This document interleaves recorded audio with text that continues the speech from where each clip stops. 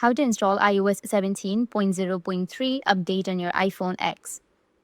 So if you want to install the latest update on your iPhone, then you need to open up your Safari at first. And under that, you need to search for beta.apple.com.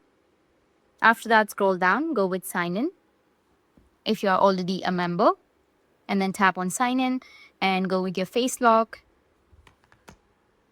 Now it will give you this kind of interface. You need to scroll down and tap on enroll your iOS device. Scroll down again and tap on open beta updates, and it will take you to the settings section, and here you need to just tap on the other option, which is iOS public beta. You need to go with that and then go back, and as you can see that you will have the update. You need to just tap on update and it will start the update. So in this way, you'll be able to install the update on your iPhone, and if you have any questions, feel free to comment below. Thanks for watching.